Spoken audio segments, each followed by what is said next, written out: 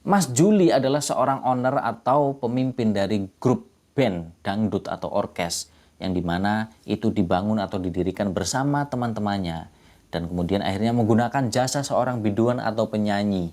Nah, saat itu kemudian seorang penyanyi tersebut tiba-tiba menghilang dan ternyata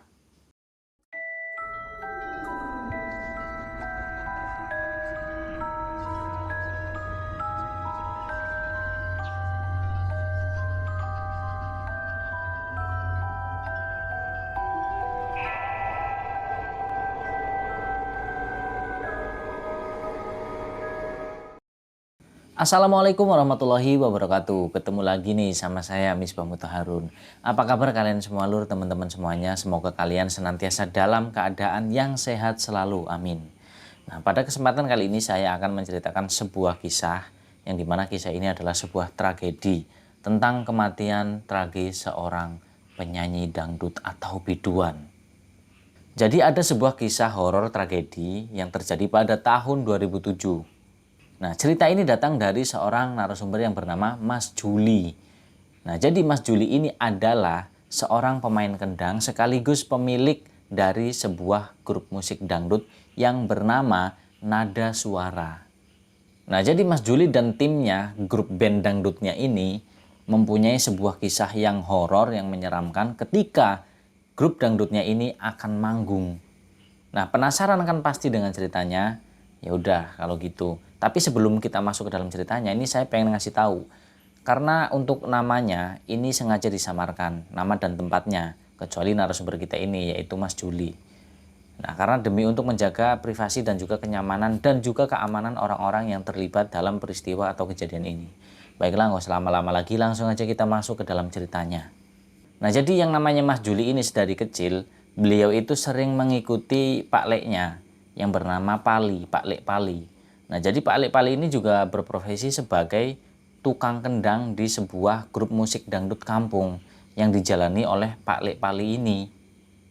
Nah, di situ si Mas Juli ketika ikut juga memperhatikan Pak Leknya ini bermain kendang sekaligus sekalian sama belajar juga. Belajar alat musik kendang itu yang kini menjadi profesi dari Mas Juli sendiri. Dan setelah dewasa, Mas Juli ini kemudian diberi modal atau dimodali nih sama Pak Leknya, Pali, untuk membuka usaha sendiri yang dimana usahanya itu sama dengan Pak Leknya, yaitu membuat grup dangdut sendiri. Nah, ternyata dengan modal yang diberikan oleh Pak Leknya, Mas Juli pun menjalankan usahanya tersebut. Nah, dengan mengajak temannya yang bernama Pak Wastro. Nah, Pak Wastro ini adalah beliau sebagai yang memegang alat musik atau yang sebagai keyboardis. Nah, lalu kemudian ada Kang Tatang sebagai peniup seruling. Lalu kemudian ada Darso di posisi pemain gitar. Dan ada Mas Syarif sebagai drummernya. Dan yang terakhir ada Mas Wasis yang sebagai basis sekaligus menjadi sound engineer mereka. Nah, di awal debut Mas Juli ini memulai karirnya sebagai pemilik grup orkes atau dangdut kampung, nah itu bisa dibilang mujur. Jadi selain kucuran dana atau modal yang diberikan oleh Pak Leknya, Pali, kepada Mas Juli, nah Mas Juli ini pun juga mempunyai relasi-relasi di tetangga kampung sebelah. Jadi memang banyak yang menggunakan jasa dari grup dangdut yang dimiliki oleh Mas Juli. Ketika ada orang yang hajatan, entah itu acara pernikahan atau yang lain sebagainya, itu sering, terutama dari tetangga desanya Mas Juli sendiri. Nah, karena relasinya Mas Juli ini yang lumayan banyak dan lumayan luas, sehingga orkes atau grup dangdut yang dibesutnya ini, sehingga bisa bersaing dengan grup-grup dangdut yang lain.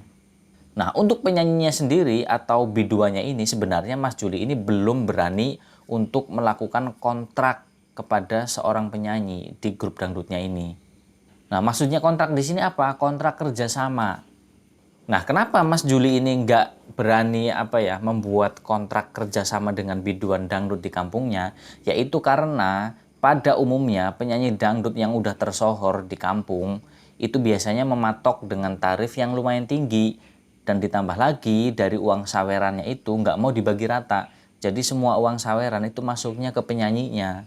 Nah, itulah yang menyebabkan si Mas Juli ini belum berani melakukan kerjasama dengan seorang biduan atau penyanyinya.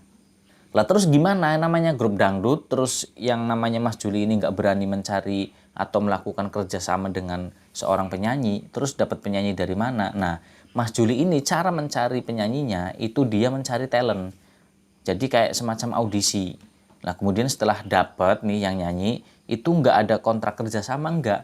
Jadi ya upahnya tarifnya itu ya hanya sekali manggung dengan kesepakatan bersama di awal. Jadi misalkan sekali manggung nih, ongkosnya berapa, tarifnya berapa yang harus dibayar. Ketika kesepakatan udah terjadi, udah deal nih, mereka semua udah sepakat lah, barulah seperti itu sistemnya pada saat itu.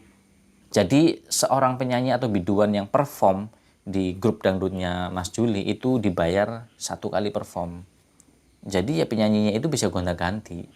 Dan selain itu, faktor yang membuat grup dangdut atau orkes kampungnya Mas Juli ini akhirnya banyak pelanggan dan bisa dibilang laris, yaitu karena harganya itu yang relatif agak miring. Jadi apa ya, harganya itu bersaing dengan orkes-orkes yang lain. Nah sehingga nggak jarang nih Mas Juli itu kebanjiran order, kebanjiran job untuk manggung tuh grup dangdutnya. Nah dalam kepadatan jadwal show-nya itu sehingga membuat si Kang Tatang, sang peniup seruling ini pun menyarankan kepada Mas Juli agar tidak menggunakan cara lama, yaitu cara dengan mendadak atau dadakan mencari talent penyanyi atau biduan. Karena dirasa menurut Kang Tatang ini ya waktunya istilahnya tuh nggak keburu karena jadwalnya yang begitu padat. Nah jadi Mas Tatang itu berkata seperti ini, maaf nih Mas Juli, gimana kalau Mas Juli ini jangan nyari biduan atau penyanyi itu dadakan, karena waktunya itu nggak nutut. Maksudnya nggak nutut ini nggak keburu, karena kan udah mencarinya dadakan, terus nanti belum lagi tes vokalnya, suaranya, latihannya, itu pasti nggak keburu Mas. Nah begitu saran dari Kang Tatang ini, sang peniup seruling. Dan selain itu si Kang Wasro ini pun ikut menambahkan pendapatnya, yang dimana pendapatnya itu setuju dengan usulan atau saran dari Kang Tatang ini. Nah kalau itu saya setuju Mas, lebih baik kita cari biduan nih atau penyanyi, terus nanti kita lakukan kerjasama. Nah yang dimana nanti sistemnya itu bagi hasil. Nah dari hasil kita manggung itu nanti berapa kita bagi hasil, begitupun juga dengan sawerannya. Nah begitu imbuhan dari Kang Wastro. Nah tapi dijawab sama Mas Juli, tapi emang beneran ada yang mau seperti itu? Ya kalau memang ada sih nggak apa-apa, saya juga berharapnya ada yang mau seperti itu. Tapi kebanyakan penyanyi biduan yang udah tersohor di kampung, itu rata-rata mereka yang memasang dengan tarif yang tinggi, terus nggak mau dibagi hasil. Pokoknya mereka itu ya bayarannya dengan tarif mereka sendiri yang udah dipatok. Lah belum lagi nanti pasti si penyanyi ini minta jatah sawerannya itu untuk dia semua. Jadi nggak mau dibagi rata. Dan kalau kayak gitu nanti ya saya keberatan. Nah begitu jawab Mas Juli dengan ragu. Nah di tengah keraguannya si Mas Juli ini tiba-tiba Mas Syarif ini dia ngomong, udah gini aja, udah tenang aja wes. Ini kan saya punya kenalan nih kebetulan. Ya dia itu ya juga menyanyi tapi nggak terkenal, belum tersohor. Dan kebetulan juga dekat dari kampung sebelah. Nanti coba tak ngomong, siapa tahu dia mau. Nah mudah-mudahan sih saya berharapnya dia mau dengan sistem itu tadi bagi hasil, terus kemudian sawerannya juga dibagi rata. Nah begitu sambung dari Mas Syarif. Nah singkatnya selang beberapa hari si Mas Syarif ini datang ke base camp tempat mereka latihan. Nah tapi Mas Syarif ini datang nggak sendirian.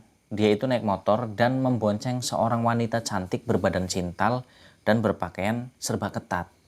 Nah, tidak lain dan tidak bukan, perempuan itu adalah calon penyanyi atau biduan yang sebut saja namanya ini Mbak Inul. Mas Juli ini kenalin teman saya namanya Mbak Inul.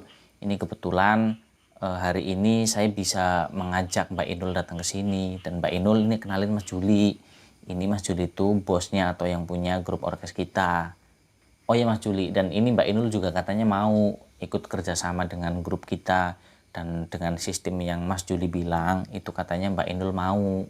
Nah begitu kata si Mas Syarif kepada Mas Juli. Nah di situ Mas Juli agak lega. Wah bagus nih, ternyata ada yang mau juga.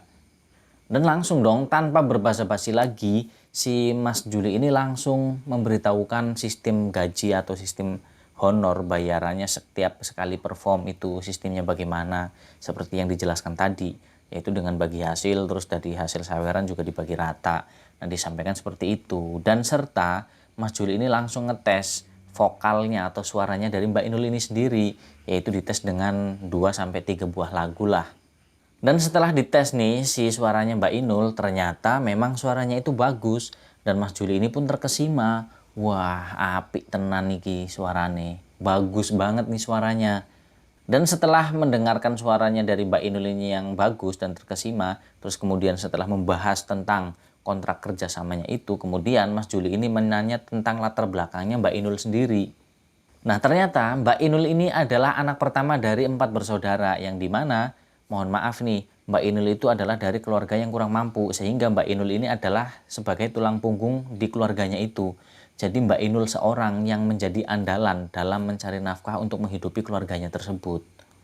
Nah, ternyata berbagai macam pekerjaan itu udah dilakoni nih sama Mbak Inul, dari yang menjaga toko, entah itu toko beras atau toko baju, pokoknya penjaga toko, terus dari waiters, jadi pelayan di rumah makan, dan bahkan Mbak Inul ini sendiri pernah bekerja sebagai pemandu lagu di sebuah klub malam atau hiburan malam. Yaitu semua dilakukan Mbak Inul karena dia merasa punya tanggung jawab dengan keluarganya itu. Apalagi dia adalah anak pertama, tulang punggung. Makanya apapun pekerjaannya yang dirasa oleh Mbak Inul itu tidak merugikan orang lain, ya dia lakoni.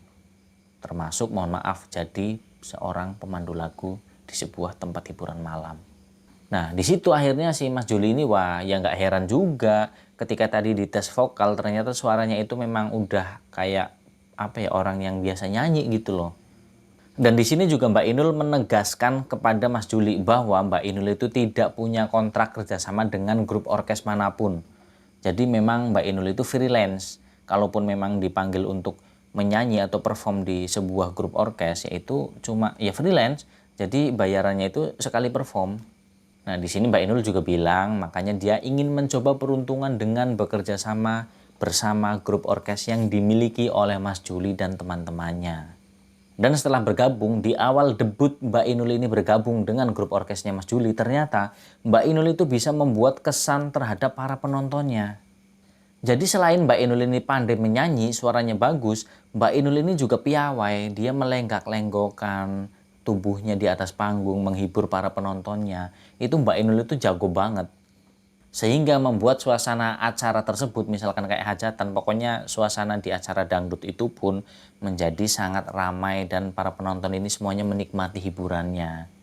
Dan dengan kehadiran dan bergabungnya Mbak Inul dengan grup orkesnya Mas Juli, itu membuat pamor dari grup orkesnya itu semakin melejit. Sehingga nama orkesnya Mas Juli pun akhirnya semakin terkenal dari kampung ke kampung. Jadi kalau setiap ada acara hajatan, entah itu acara pernikahan, sunatan, selamatan, syukuran, semuanya pokoknya yang berbau dengan hiburan, itu pasti grup orkesnya Mas Juli yang dipanggil untuk acara hiburan tersebut. Nah, tapi di sini ada sesuatu yang ya mungkin ini agak bikin kurang nyaman ya. Jadi seiring berjalannya waktu, selama orkesnya Mas Juli ini semakin melejit, namanya semakin terkenal. Nah, ternyata itu semua membuat Mbak Inul ini bertingkah. Maksudnya apa di sini? Tingkahnya itu berubah. Jadi nggak kayak di awal. Ya maksudnya humble, enak lah orangnya pokoknya. Nah itu tiba-tiba berubah. Jadi Mbak Inul yang tadinya rajin nih, walaupun nggak ada panggilan buat manggung, tapi kan memang harus latihan yang namanya grup musik kan. Nah itu Mbak Inul selalu datang awalnya. Nah tapi lama-kelamaan setelah namanya itu melejit nih, maksudnya terkenal nama grup orkesnya, termasuk Mbak Inul juga. Nah itu Mbak Inul jadi jarang banget datang atau bahkan sangat susah untuk dihubungi ketika diajak untuk latihan. Latihan biasa rutin atau maupun latihan ketika akan perform. Jadi itu Mbak Inul sangat susah sekali untuk datang dan sangat susah untuk dihubungi. Pokoknya berubah Mbak Inul ini. Nah sehingga di sini membuat Mas Juli selaku owner atau pemimpin dan bahkan pemilik grup orkes tersebut sampai mengatakan sesuatu kepada Mbak Inul. Mbok kamu ini loh yo Nul, kamu ini yo dateng di sisi latihan, ya latihan rutin, entah itu latihan mau menjelang perform. Kamu ini loh, udah HP-nya nggak bisa dihubungin, terus ya kamunya nggak ada kabar. Mbok ya kamu latihan loh, ikut bareng sampai arek-arek. Maksudnya latihan bareng loh sana sama anak-anak sama teman-teman semuanya. Kok sekarang yo kamu lo berubah? Kamu ini kenapa sih sebenarnya? Nah begitu ucap dari Mas Juli dengan tegas kepada Mbak Inul.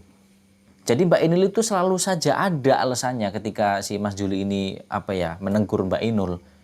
Yo iki lo mas, mau iku HP ku ngedrop lobet, makanya HP ku tak cas, tadi gak aktif HP ku tak pateni. Nah ini lo mas, HP ku itu ngedrop lobet, makanya HP ku itu mati jadi nggak bisa dihubungi. Nah itu alasannya Mbak Inul menjawab tegurannya dari si Mas Juli ini. Pokoknya selalu aja ada alasannya. Nah kemudian nih, masih di tahun 2007, tepatnya bulan Syawal atau habis Lebaran.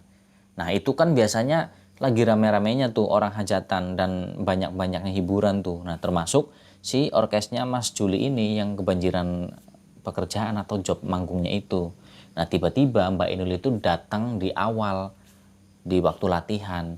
Nah kemudian ketemu sama Mas Juli nih dan berbincang-bincang tuh mereka berdua. Nah ternyata kenapa Mbak Inul itu datang di awal sebelum latihan, itu ternyata Mbak Inul ingin mengatakan sesuatu kepada Mas Juli yang selaku bosnya lah, katakanlah seperti itu. Nah ternyata Mbak Inul itu dia ngomong, Mas Jul, iku ya aku sepurone sing akeh. Aku lho koyone gak sanggup wis melu nang grup orkesnya sampean, mbok sampean yo luro penggantiku. Nah, Mas Juli, mohon maaf nih, kayaknya aku udah nggak sanggup nih, udah nggak mampu ikut bergabung di grup orkesnya jenengan. Ya mohon Mas Juli ini carilah penggantinya aku. Lah begitu kata si Mbak Inul ini kepada Mas Juli. Nah itu kan membuat Mas Juli ini bingung kan. Loh kenapa kok tiba-tiba dia ngomong dia udah nggak sanggup lagi kerjasama dengan Mas Juli dan grup orkesnya itu. Nah Mas Juli nanya dong, lah kamu ini kenapa toh? Ya nggak apa-apa sih mas, aku udah ada kesibukan yang lain aja. Begitu jawabnya Mbak Inul. Kesibukan lain apa? Ya pokoknya ada lah mas.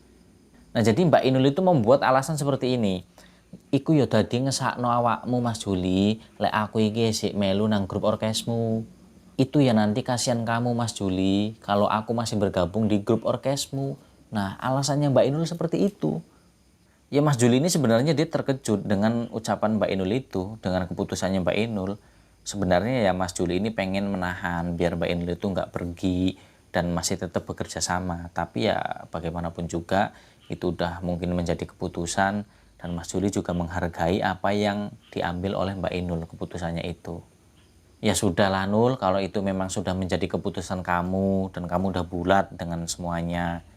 Ya udah saya nggak bisa ngapa-ngapain, saya nggak bisa berbuat apa-apa. Toh itu juga memang keputusan yang kamu pilih. Yang penting saya berterima kasih karena kamu udah mau jujur sama saya. Begitu kata si Mas Juli dengan pasrah. Dan itu didengar oleh semua personilnya karena kebetulan itu kan mau menjelang latihan kan.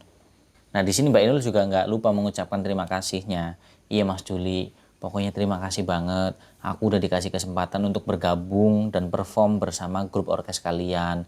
Dan mungkin nanti untuk perform 4 hari yang akan datang di sebuah desa yang menggunakan jasa hiburan mereka. Itu mungkin bisa menjadi perform saya yang terakhir bersama kalian. Nah di situ tuh kayak ada kesedihan, ada perpisahan antara Mbak Inul dan juga teman-temannya di grup orkesnya itu. Nah Mbak Inul itu menyalami temannya satu persatu. Ya istilahnya kayak pamitan gitulah. Dan itu kan memang pertemuan mereka itu kan di tempat latihan. Jadi setelah Mbak Inul ini berpamitan, dia ngomong kayak gitu, ya tetap latihan. Nah di sini ada yang nggak biasa nih, ada yang aneh. Itu nggak biasa-biasanya Mbak Inul setelah selesai latihan, itu Mbak Inul minta diantarkan oleh Mas Juli ke suatu tempat. Nah kata Mbak Inul seperti ini, Mas Juli sepurone yo aku njaluk tolong terno aku sampai persimpangan. Mas Juli, ini mohon maaf banget ya, aku mau minta tolong sama Mas Juli, tolong anterin aku sampai ke persimpangan jalan. Nah begitu kata si Mbak Inul, meminta tolong kepada Mas Juli dengan memohon. Nah kata Mbak Inul itu ternyata di persimpangan jalan itu sudah ada yang menunggu Mbak Inul di sana. Loh, kok minta anterin aku? Emangnya kamu nggak bawa motor?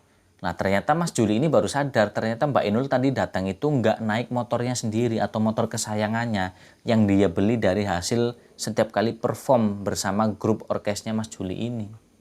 Lah ya itu makanya mas, karena aku nggak bawa motor makanya aku mohon minta tolong sama sampean anterin aku sampai ke persimpangan jalan karena aku udah janjian sama temenku mau ketemu di sana. Begitu kata si Mbak Inul. Nah, kemudian akhirnya Mas Juli pun mau menuruti permohonannya Mbak Inul ini untuk diantar ke persimpangan jalan. Nah, diantarkanlah tuh Mbak Inul sampai ke persimpangan jalan tersebut. Nah, tapi di sini seperti ada firasat yang mengatakan bahwa ada sesuatu yang bakalan terjadi dan itu sesuatu yang nggak baik atau nggak beres. Nah, itu membuat akhirnya Mas Juli ini memutuskan untuk menemani Mbak Inul buat nunggu temennya itu tadi yang janjian di persimpangan jalan. Walaupun sama Mbak Inul ini nggak boleh. Udah nggak apa-apa Mas Juli balik aja lagi ke tempat latihan, sana gabung sama teman-temannya. Nggak apa-apa, aku nunggu di sini. Bentar lagi paling temanku datang. Nah, tapi si Mas Juli ini terus memaksa, dia mau menemani Mbak Inul di situ sampai ketemu sama temannya. Karena Mas Juli punya firasat yang nggak beres. Nah, jadi pada saat itu memang waktunya itu udah malam. Nah, akhirnya karena Mas Juli ini memaksa untuk menemani Mbak Inul nunggu temennya datang, tapi Mbak Inulnya nggak mau, sampai Mbak Inul tuh bilang, udah Mas nggak apa-apa, Mas Juli silahkan balik lagi ke sana. Aku di sini loh nggak apa-apa. Dan aku juga makasih, Mas Juli udah mau nganterin aku ke sini, udah mau direpotin. Nah, begitu ucapnya Mbak Inul dengan nada yang pelan. Loh, kamu ini loh Nul, kamu ini loh aku perhatikan itu kayak gelisah. Terus kamu mau nunggu orang di sini. Katanya temenmu udah janjian, tapi kok belum datang. Yang namanya orang janjian itu ya udah nunggu di sini. Dan kamu juga kelihatannya kayak gelisah begitu. Aku jadi khawatir sama kamu, Nul. Udah kamu di sini sendirian, udah malam, mana sepi lagi. Begitu kata si Mas Juli dengan kekhawatirannya terhadap Mbak Inul. Lagian ini gimana lagi temenmu ini? Katanya janjian tapi nggak datang-datang. Nah, itu si Mas Juli ini justru malah kesel sama temannya Mbak Inul yang katanya janjian di situ. Nul, aku ini mau nanya, sebenarnya kamu ini ketemuan sama siapa? Temenmu apa pacarmu? Nah, dijawab nih sama Mbak Inul. Nah, ragu nih Mbak Inul jawabnya. Temenku Mas. Ya udah kalau emang temenmu, entah itu temenmu atau pacarmu, pokoknya aku nemenin kamu nungguin di sini sampai itu temenmu itu datang. Ah ya udahlah Mas, terserah Mas Juli aja. Kalau emang Mas Juli ini udah memaksa, ya udah nggak apa-apa sini aja nggak apa-apa, nemenin aku sampai temenku datang. Akhirnya begitu kata Mbak Inul. Nah kemudian nggak lama nih terdengar suara motor yang datang karena pada saat itu memang suasananya tuh sepi kondisinya. Nah ketika ada motor datang, nah Mbak Inul ini sepertinya mungkin mengenali suara motor tersebut. Nah ketika udah agak dekat, Mbak Inul itu langsung melambaikan tangannya kepada si pengendara motor itu. Nah, si pengendara motor tersebut atau temannya Mbak Inul ini, dia itu menggunakan pakaian yang serba tertutup. Jadi pakai helm kurung atau full face. Nah, terus kemudian mengenakan jaket kulit, terus celana lepis, dia pakai sepatu juga. Nah, kebetulan Mas Juli ini nggak memperhatikan wajahnya ya karena tertutup oleh helm itu. Dan belum lagi di situ kan memang tempatnya tuh ya gelap lah. Nggak ada penerangan yang maksimal. Ada lampu cuman nggak terlalu terang-terang banget. Jadi yang nggak bisa mengenali wajahnya itu. Dan lagian temannya Mbak Inul ini juga nggak melepas helmnya. Jadi Mas Juli nggak tahu itu siapa orangnya, wajahnya seperti apa. Mas Juli benar-benar nggak tahu. Jadi Mas Juli itu ya hanya tahu dengan ciri-cirinya itu tadi. Dengan motor apa, berpakaiannya apa aja. Nah itu hanya itu yang Mas Juli tahu. Nah kemudian Mbak Inul ini naik di motornya si pengendara tersebut. Dia bonceng di belakang. Nah kemudian akhirnya jalan. Nah si lelaki tersebut itu hanya menganggukkan kepala dan menelakson kepada Mas Juli, tanda berpamitan mereka akan melajukan kendaraan atau berjalan, entah menuju kemana. Dan setelah mereka ini pergi, Mas Juli pun membatin, nah, itu mungkin orang yang spesial bagi si Inul. Tapi ya wis lah, nggak apa-apa, yang penting si Inul ini udah pulang. Nah begitu di dalam batinnya Mas Juli. Nah kemudian singkatnya nih, hari yang tadi tuh yang dibilang, yang katanya Mbak Inul mungkin nanti 4 hari yang mau ada perform, itu mungkin adalah perform terakhirnya Mbak Inul bersama grup orkesnya Mas Juli. Nah hari itu pun tiba. Nah jadi setelah mereka ini udah siap-siap nih, acaranya udah mau jalan. Nah grup orkesnya Mas Juli dan semua teman-temannya itu dilanda kepanikan serta kecemasan yang begitu besar. Karena apa? Karena acara ini mau mulai, Mbak Inul itu nggak kunjung datang dan nggak ada kabar sama sekali. Ya otomatis panik dong, ini acara udah memulai nih. Tapi kok si Inul ini belum datang-datang, ini kemana? Ada yang tahu nggak nih? Ada yang dikabarin nggak sama Inul? Ternyata mereka semua jawabannya sama, tidak ada yang tahu. Panik dong Mas Juli. Nggak cuma Mas Juli sih, semua teman-temannya grup orkesnya itu panik semuanya. Nah paniknya Mas Juli ini dia sampai ke teman-temannya nih, Kang Tatang, Kang Wastro, Kang Wasis, Sarip, coba dong telepon si Inul ini kemana, kok nggak ada kabar. Udah ditelepon tapi nggak nyambung, nomornya juga nggak aktif. Nah kata mereka begitu. Nah akhirnya Mas Juli ini berinisiatif menyuruh si Mas Harip ini kan, karena memang Mas Harip ini kan temannya yang ngenalin si Inul kepada si Mas Juli dan teman-teman yang lain. Sarip, kamu kan temannya, coba ndang kamu paranin ke rumahnya, begitu kata si Mas Juli nyuruh si Mas Harip kan.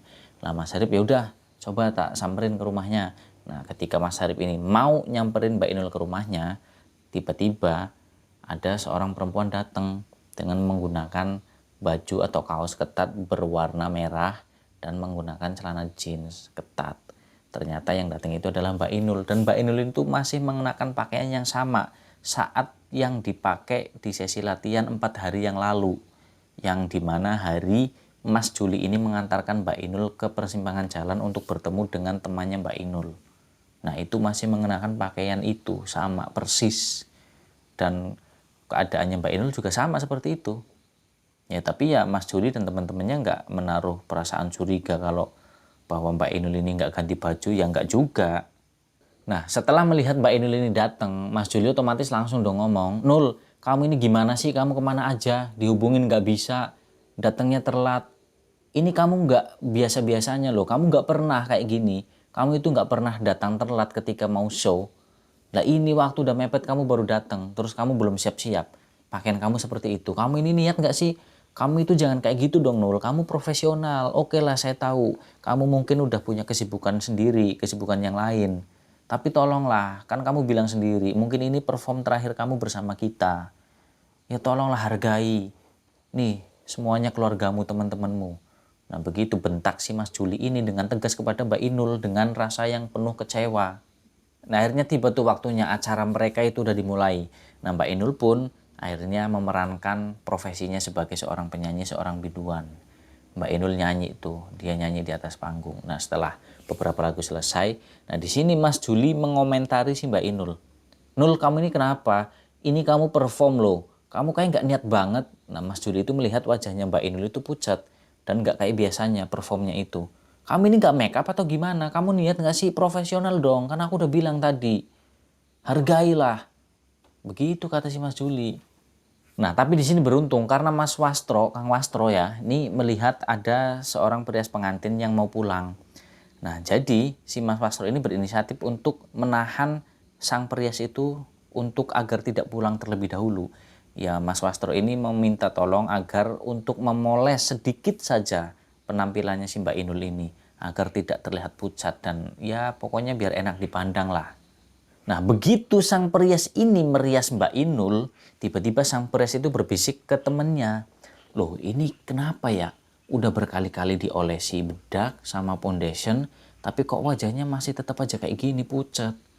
Nah kedua teman si perias ini malah menimpali atau menjawab perkataannya sang perias, ya kalau memang disusah dirias ya kamu poporin aja mbak, pakai bedak mayit kek atau itu makeup yang buat nge-makeup jenazah. Itu dengan nada yang sinis tuh mereka berdua mengatakan seperti itu. Ya mungkin kedua teman sang perias ini kesel kali ya, karena memang udah waktunya mau pulang tiba-tiba ditahan sama Kang Wastro buat ngerias si penyanyi ini, Mbak Inul ini. Makanya jawabannya itu sinis seperti itu. Dan setelah menurut mereka sang perias, setelah Mbak Inul ini udah terlihat lebih baik, kemudian akhirnya mereka pun berpamitan untuk segera pulang. Dan Mbak Inul pun terlihat naik ke atas panggung dan menyanyikan beberapa buah lagu. Dan setelah menurut sang perias ini selesai, Mbak Inul udah terlihat agak lebih baik dari sebelumnya. Nah kemudian sang perias ini pun bersama kedua temannya pamitan untuk segera pulang. Dan Mbak Inul terlihat naik ke atas panggung dan menyanyikan sebuah lagu. Nah tapi baru satu lagu nih Mbak Inul bernyanyi, tiba-tiba Mbak Inul itu dengan mendadak dia minta break atau istirahat. Dan kemudian akhirnya dia mendekat ke Mas Juli, turun dari panggung dan mengajak Mas Juli. Dia dibisiki nih Mas Juli, Mas ayo kita ke sana dulu, kita ngejauhin panggung, saya mau ngomong. Begitu kata Mbak Inul kepada Mas Juli. Loh kenapa lagi sih Nul? Ini kamu baru nyanyi satu lagu loh.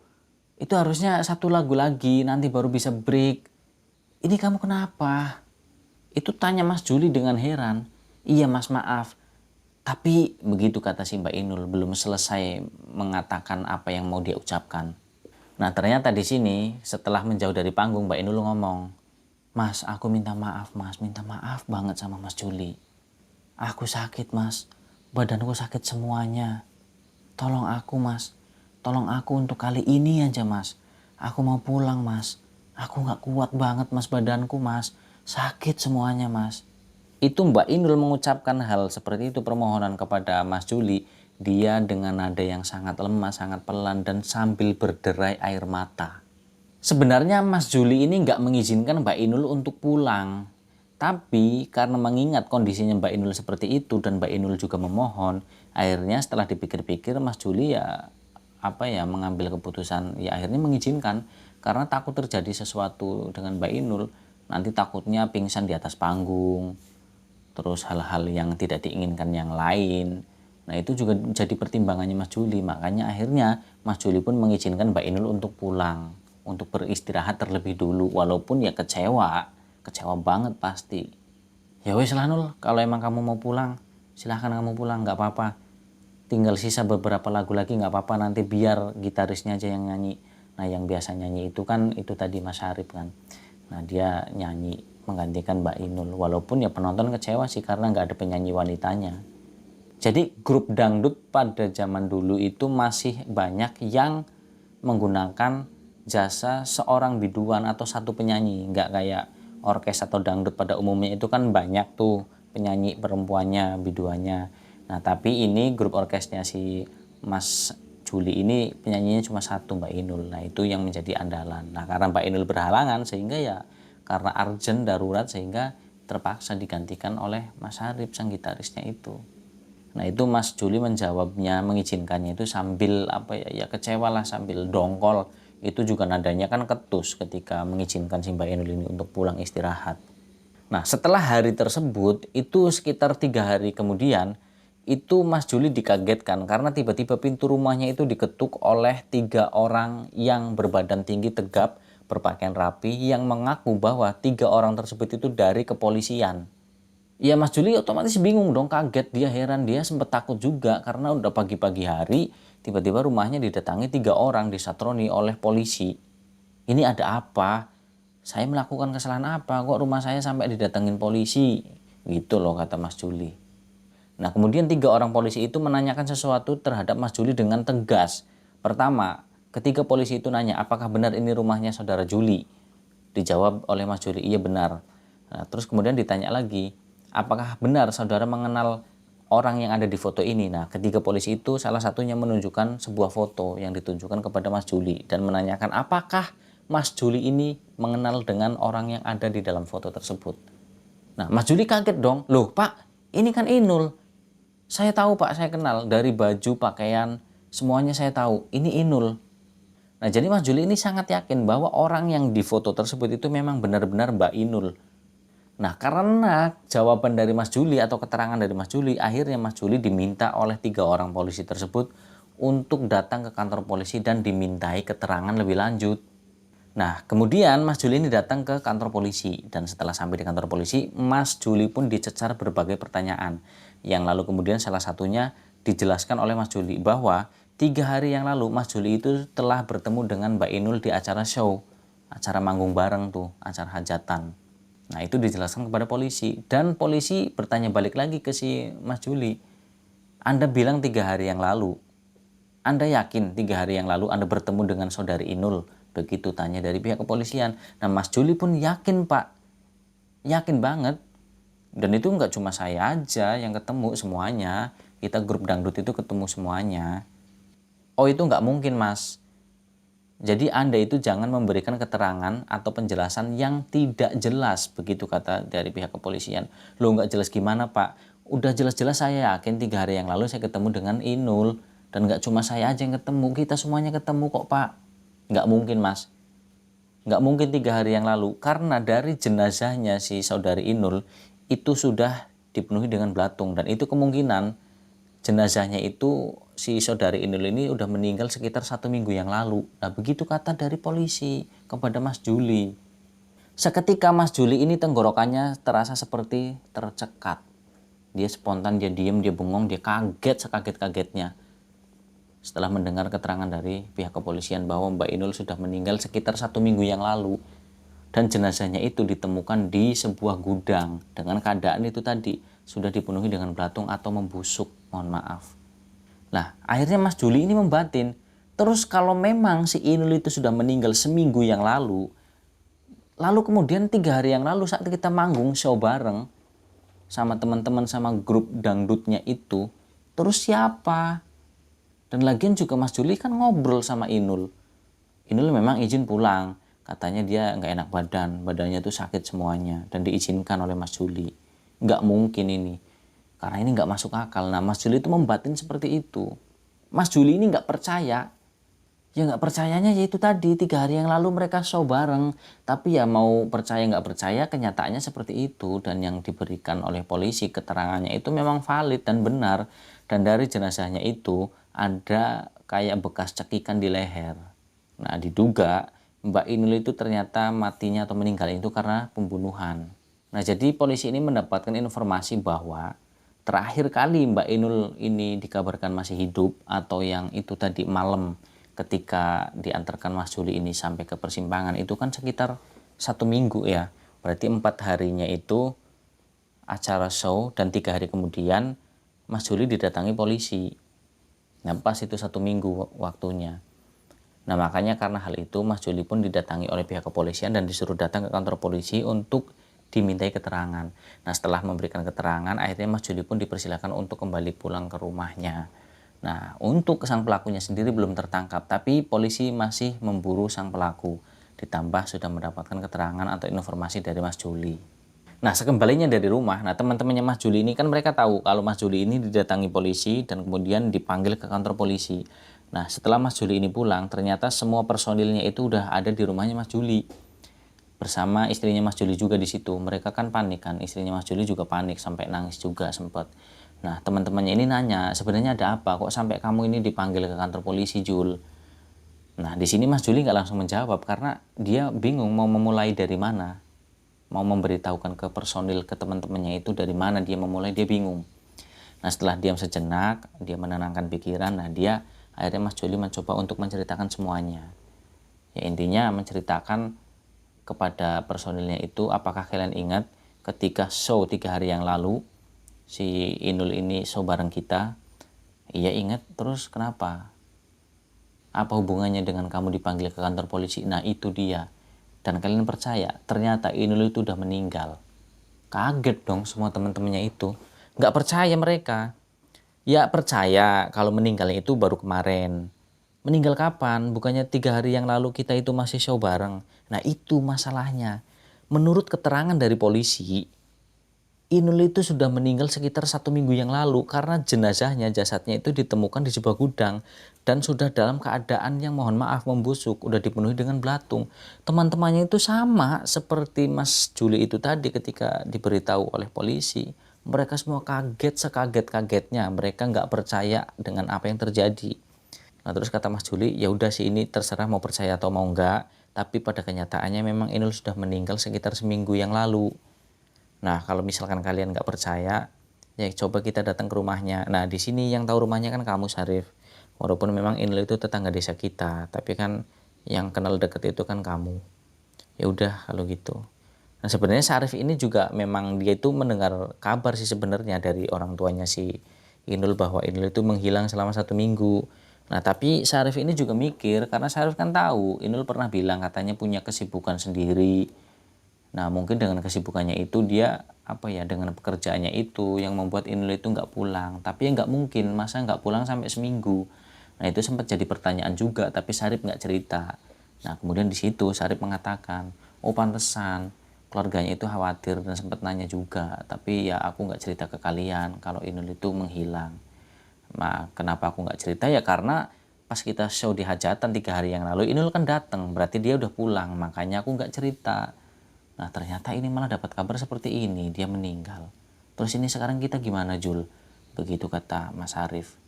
Dan datanglah mereka ke rumahnya si almarhumah Mbak Inul. Dan setelah sampai di rumahnya Mbak Inul, nah mereka ini baru tahu kalau ternyata Mbak Inul itu adalah seorang janda. Dan memang benar Mbak Inul sudah meninggal. Nah Mbak Inul itu janda dengan 3 orang anak sebenarnya. Dan itu tidak diketahui oleh temannya sendiri yaitu Syarif. Nah, kemudian kata keluarganya Mbak Inul, ternyata Mbak Inul itu udah menikah siri dengan seorang temannya, yang di sini dicurigai itu adalah teman yang ditemui oleh Mas Juli beberapa hari yang lalu atau seminggu yang lalu ketika mengantarkan Mbak Inul sampai persimpangan jalan. Nah, menikah siri dengan orang tersebut, dan katanya si suaminya itu orangnya sangat-sangat temperamen banget dan orangnya cemburuan banget. Pokoknya, nah itu. Dan katanya suaminya Mbak Inul, suami sirinya itu orangnya sangat-sangat temperamental banget dan orangnya sangat cemburuan banget. Nah itu mungkin alasannya kenapa Mbak Inul itu mengatakan ketika di sesi latihan sebelum acara show itu, Mbak Inul bilang katanya punya kesibukan sendiri dan mungkin perform 4 hari yang akan datang itu adalah perform terakhirnya bersama grup dangdutnya Mas Juli. Nah itu alasannya Mbak Inul, tapi dia tidak mengatakan yang sebenarnya. Oh ternyata itu karena suaminya itu dia temperamen dan sangat cemburu. Nah jadi keterangan tersebut ini memang sudah digali oleh polisi tentang suaminya yang temperamen dan juga pencemburu. Nah itu didapat dari keluarganya Mbak Inul, sehingga dengan keterangan tersebut polisi pun akhirnya terus melakukan pengejaran terhadap suaminya itu. Dan sudah dicurigai bahwa pembunuhnya adalah suami sirinya Mbak Inul sendiri. Dan Mas Juli itu mendengar kabar tersebut atau informasi itu dari salah seorang anggota keluarganya Mbak Inul sendiri. Mendengar hal tersebut, Mas Juli hanya bisa menghela nafas. Ia maupun personel yang lainnya tidak pernah menyangka bahwa ternyata kehidupannya Mbak Inul seperti itu. Karena memang selama ini Mbak Inul itu dikenal sebagai orang yang sangat pendiam dan sangat tertutup, apalagi itu dengan kehidupan pribadinya. Dan lagian juga Mas Juli dan personel yang lainnya juga nggak pernah nanya-nanya tentang kehidupan pribadinya. Hanya pertama kali doang interview menanyakan tentang latar belakang, dan itu juga ceritanya ternyata berbeda. Karena Mbak Inul hanya bilang dia adalah anak pertama dari 4 bersaudara. Ya kalau itu memang benar, tapi Mbak Inul tidak menceritakan kalau dia itu ternyata seorang janda. Dan selama pelaku ini masih buron, Mas Juli ini masih ingat banget, kurang lebih sekitar 4 atau 5 kali tuh, Mas Juli itu selalu didatangi oleh sosoknya Mbak Inul. Dan itu seringnya di malam Jumat. Jadi ceritanya Mas Juli itu lagi mengendarai kendaraan atau motor nih dengan kecepatan yang lumayan tinggi karena dia udah capek abis manggung kan. Dia pengen cepet-cepet sampai ke rumah dan istirahat. Nah tapi begitu melewati persimpangan jalan, tempat di mana terakhir kali Mas Juli ini mengantarkan Mbak Inul yang akan ketemu dengan temannya itu, tiba-tiba motornya Mas Juli ini terasa begitu berat. Jadi kayak ada sesuatu yang membonceng, tapi itu berat banget. Bahkan kata Mas Juli nih, seolah-olah motornya itu tidak bisa atau tidak kuat untuk menaiki tanjakan yang tidak terlalu tinggi. Dan itu kayak nggak kuat motornya. Nah akhirnya Mas Juli ini turun dari motornya karena motornya kan kayak nggak kuat gitu loh. Jadi Mas Juli turun, terus dia matiin mesinnya, terus dia ngecek kan ini sebenarnya kenapa kok kayak berat banget, kayak nggak ada tenaganya nih motor. Nah tapi setelah dicek nggak ada apa-apa dan kemudian dinyalakan kembali normal. Nah setelah Mas Juli ini mau melanjutkan perjalanan, tiba-tiba Mas Juli itu dari arah belakang itu sayup-sayup mendengar suara tangisan seorang perempuan. Dan begitu Mas Juli menoleh ke arah belakang, tiba-tiba Mas Juli itu melihat sosok perempuan yang sedang tertunduk dengan menutupi wajahnya menggunakan kedua tangannya itu. Dan ternyata perempuan itulah yang sedang menangis, yang dilihat oleh Mas Juli. Dan entah dari mana datangnya sehingga membuat Mas Juli ini bingung. Dari mana ini sosok perempuan ini datang tiba-tiba muncul di belakangnya Mas Juli dengan menangis seperti itu. Tapi satu hal yang pasti yang membuat Mas Juli ini yakin kalau sosok perempuan misterius itu bukanlah manusia, tapi adalah sosok jelmaan yang menyerupai sosoknya si Mbak Inul. Karena Mas Juli ini masih ingat betul, karena sosok perempuan tersebut itu mengenakan pakaian yang sama dengan pakaian yang digunakan oleh Mbak Inul ketika diantarkan oleh Mas Juli ke tempat itu. Pakai baju atau kaos merah yang ketat dan celana jeans yang ketat juga. Dan Mas Juli ini yakin kalau itu sosoknya Mbak Inul atau sosok jin yang menyerupai arwah penasarannya Mbak Inul. Karena memang orang yang meninggal, tidak ada orang yang meninggal terus kemudian bangun lagi jadi hantu, itu nggak ada. Itu yang ada jin atau korin yang menyerupai wujudnya si Mbak Inul ini. Nah tapi di sini masih beruntung alhamdulillah Mas Juli, karena sosok penampakan hantunya Mbak Inul itu hanya menampakkan dirinya hanya per sekian detik saja, sehingga tidak membuat si Mas Juli ini ketakutan terus kemudian jadi pingsan. Dan selanjutnya penampakannya Mbak Inul yang kedua yang dilihat oleh si Mas Juli. Jadi ceritanya saat Mas Juli ini lagi tidur, Nah, ketika dia tidur, Mas Juli itu bermimpi sangat buruk nih, mimpi buruk banget. Nah, seolah-olah mimpinya itu seperti nyata, jadi kayak orang kerep-repan gitu. Jadi sampai-sampai napasnya Mas Juli itu tersengkal-sengkal. Dan di dalam mimpi buruknya Mas Juli itu melihat dengan sejelas-jelasnya sosoknya si Mbak Inul. Yang dengan keadaan tubuhnya ini, mohon maaf, udah membusuk, dipenuhi dengan belatung, dan berjalan mendekat ke arahnya Mas Juli sambil merengek-rengek meminta tolong kepada Mas Juli. Tolong mas, tolong aku mas, tolong. Kurang lebih seperti itu.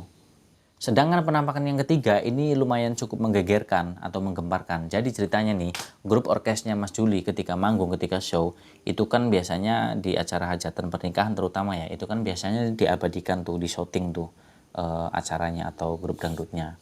Terus ada yang mengabadikan dengan video handphone mungkin pada tahun itu 2007, handphone ala kadarnya atau dengan kamera. Nah, itu ada salah seorang yang merekam kebetulan dengan handphone pada saat itu yang lagi ngehits, entah handphone apa saya juga kurang paham. Nah, itu ada yang merekam peristiwa tersebut, dan di dalam video itu ketika grup orkesnya Mas Juli ini lagi manggung, itu terlihat seperti bayangan sekilas seperti sosoknya Mbak Inul, dan kemudian Mbak Inul itu terdiam di atas panggung hanya berdiri dan menggunakan baju yang sama, baju merah atau kaos merah yang ketat dan celana jeans atau levi's yang ketat. Nah, tapi setelah diperhatikan video tersebut, lama-lama sosok tersebut itu menghilang entah kemana. Dan itu menggegerkan, itu kalau zaman sekarang mungkin namanya viral kali ya. Nah, itu seperti itu. Dan hal tersebut itu memang benar-benar disaksikan oleh banyak orang, bahkan semua personilnya itu melihat video tersebut. Nah, tapi alhamdulillah nggak lama setelahnya, Mas Juli dan semua personil dan anggota keluarganya Mbak Inul juga mendapatkan kabar bahwa ternyata sang pelaku pembunuhan Mbak Inul atau suaminya sendiri, suami siri, itu berhasil dicokok oleh polisi di tempat persembunyiannya atau ditangkap. Nah, menurut pengakuannya Mas Juli, setelah suaminya ini si pelaku pembunuhannya Mbak Inul itu tertangkap, itu Mas Juli sudah tidak lagi mendapatkan mimpi buruk tentang Mbak Inul, dan juga melihat penampakannya Mbak Inul itu udah nggak lagi. Dan katanya nih, motif pembunuhannya si suami siri terhadap Mbak Inul itu ya karena faktor kecemburuan, yang keterlaluan, over cemburunya itu, sehingga membuat si suami sirinya ini jadi gelap mata dan akhirnya membunuh Mbak Inul. Nah, jadi seperti ini motifnya. Karena Mbak Inul ini adalah seorang biduan, seorang penyanyi dangdut, yang pada saat itu memang grup orkes atau dangdutnya Mas Juli ini kan memang lagi terkenalnya. Sehingga Mbak Inul ini ya lumayan hits. Nah, makanya Mbak Inul juga sering dapat tawaran untuk menyanyi di acara yang lain, atau bahkan sempat Mbak Inul ini nyanyi di sebuah kayak apa ya, kayak ya mungkin kalau zaman sekarang kafe kali ya. Nah, kemudian karena sering banyaknya job, tawaran pekerjaan, nah itu membuat si suaminya ini cemburu, suami sirinya, dan mencurigai kalau Mbak Inul itu punya hubungan dengan salah seorang pegawai yang ada di kafe tersebut. Nah, itu membuat si suami sirinya ini menjadi gelap mata dengan rasa cemburunya itu. Nah, jadi ini suaminya itu saking cemburunya dengan Mbak Inul, saking over apa ya, protektifnya mungkin ya. Nah, itu sampai sering nih Mbak Inul itu dikunci di kamar dengan tujuan apa? Agar Mbak Inul itu tidak pergi kemana-mana. Pada saat Mbak Inul masih tergabung dengan grup orkesnya Mas Juli itu juga memang sangat dilarang karena rasa cemburunya itu, dikunci di dalam kamar. Karena biar nggak ikut latihan bersama grup orkesnya. Karena cemburu. Takutnya nanti Mbak Inul ini punya hubungan dengan salah satu personilnya, terutama dengan Mas Juli. Itu hanya seperti itu alasannya. Dan akhirnya suaminya itu setelah tertangkap kemudian sidang dan dijatuhi hukuman, divonis kurang lebih 15 tahun penjara karena pembunuhan terhadap Mbak Inul ini. Nah, demikianlah cerita atau kisah tentang pengalaman Mas Juli dan juga teman-temannya, yaitu personil grup dangdutnya ini, yang dimana mereka semua ini mengalami sebuah kejadian atau peristiwa yang sangat-sangat di luar nalar atau logika manusia, yang dimana mereka ini didatangi oleh arwah penasaran sosoknya Mbak Inul ketika mereka sedang manggung, seringkali menampakkan. Dan itu semua memang sudah menjadi takdirnya Mbak Inul harus berakhir dengan cara yang seperti itu, dibunuh oleh suami sirinya sendiri. Nah, semoga dari cerita ini kita semua bisa mengambil manfaat, contoh, dan pelajarannya. Mohon maaf apabila saya bercerita ini terlalu panjang lebar, terlalu berbelit-belit, dan kurang bisa dipahami dan diterima ke kalian semua. Saya mohon maaf yang sebesar-besarnya. Karena memang itu murni benar-benar karena kebodohan dari saya pribadi dan kelemahan dari saya. Tapi apabila ada sekelumit kata yang bisa diambil contoh pelajarannya, itu semata-mata karena pertolongan dari Allah Subhanahu wa taala. Nah, buat kalian lur, semuanya, teman-temanku, semuanya saudara-saudaraku, dari manapun kalian berada yang udah selalu setia mengikuti channel ini, nonton video-videonya, mengikuti semua ceritanya, saya ucapkan banyak banget terima kasih buat kalian semua. Dan saya doakan semoga kalian senantiasa dalam keadaan yang sehat selalu, dalam lindungan Allah Subhanahu wa taala, diberikan rezeki yang banyak, yang berkah, yang halal pastinya. Dijauhkan, dihindarkan dari orang-orang yang jahat, yang buruk, yang berniat nggak baik kepada kalian semua. Nah, di sini saya mau berpesan, buang jauh-jauh yang buruk-buruk, yang nggak baik, yang negatif, kalian buang jauh-jauh dari cerita ini. Dan kalau ada yang baik, yang positif, silahkan kalian ambil manfaatnya, pelajarannya. Nah, saya rasa cukup sekian. Saya pun akhirnya harus undur diri, saya pamit. Sampai jumpa lagi di video dan juga cerita-cerita misteri berikutnya. Saya Misbah Muthaharun. Wassalamualaikum warahmatullahi wabarakatuh.